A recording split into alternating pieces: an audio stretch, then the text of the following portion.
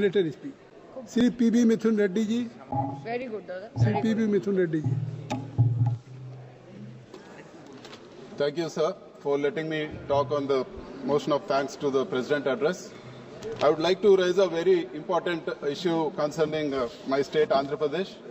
Sir, during the partition of the state and in the AP Reorganization Act, Polavaram project has been promised to us as a national project.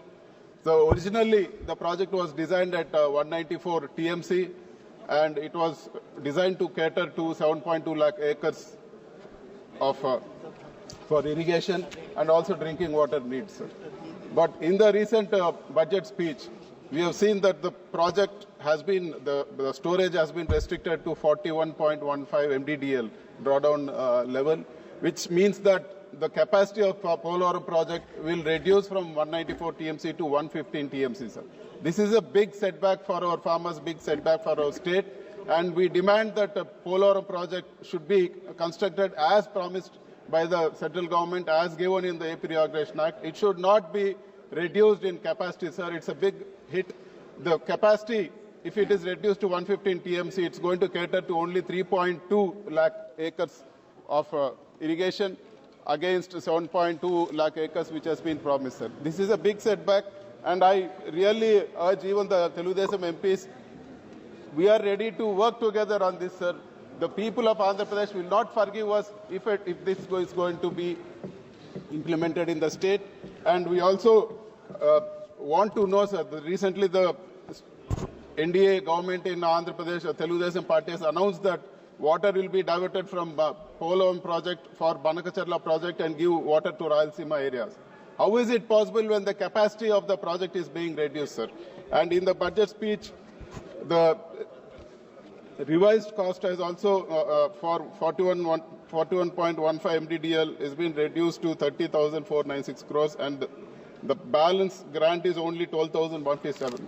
So this is a serious setback, sir. One way, there is no, there's the promise of special category status has gone back, and now even Polavaram project, instead of constructing it fully, now it is being reduced in size, and which reduced in capacity, which is totally against our state and interest of our people, sir.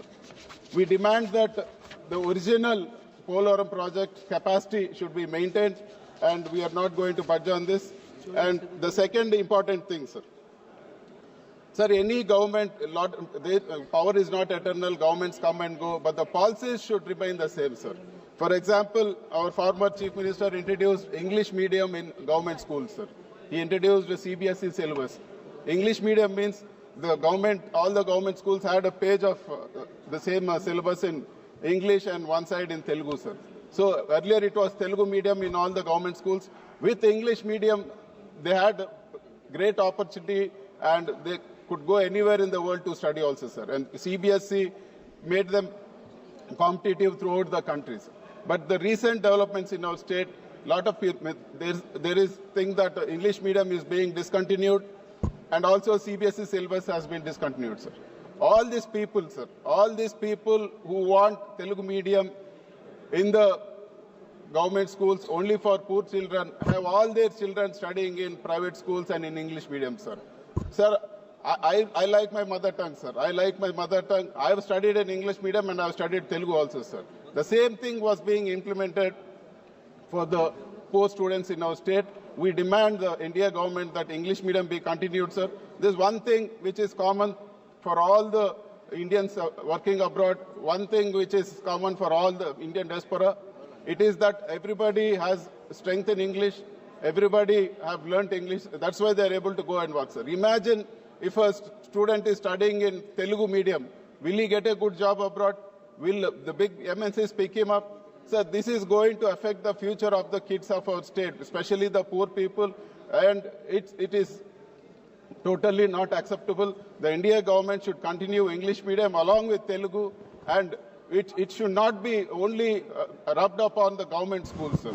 This is a very important issue, and please imagine the psychological impact which is going to have on the poor children if they are not able to be on par with all the rich kids who are studying in the private schools and other schools. Sir, one more thing. I would like to talk about one of the biggest scam which has happened in our unified Andhra Pradesh, sir. The Margadarshi chits.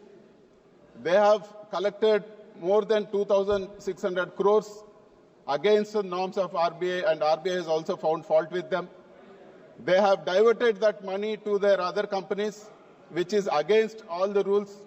And if anybody questioned them, they have a media house and they have targeted those people, sir. It is one of the biggest scam. It is bigger scam than Sahara. It is bigger scam than Sharda cheats, all this put together, sir. But no action is being taken. Even the IT department has found fault with them. They have put a penalty of 1,000 crores for Margadarshi, and they are fighting it out in court for the past 15 years, sir. Sir, we demand inquiry be put on them. We demand that proper cases are booked and justice is done, because lakhs of people have invested their money there.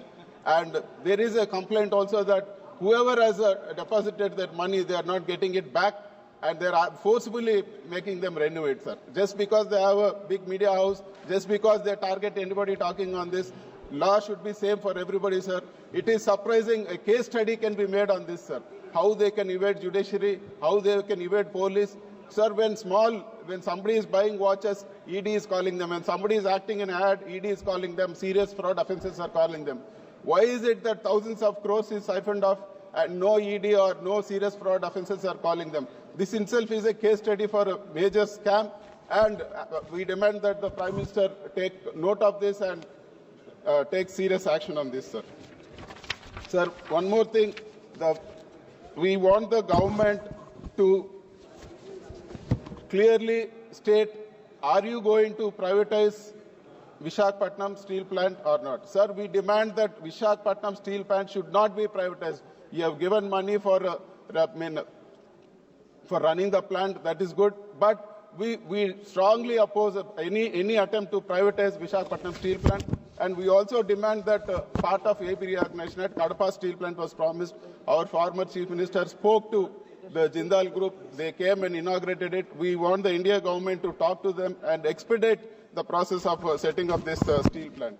And sir, and one more important thing, our Dada also spoke on this. Sir, drugs has become a serious menace in the country.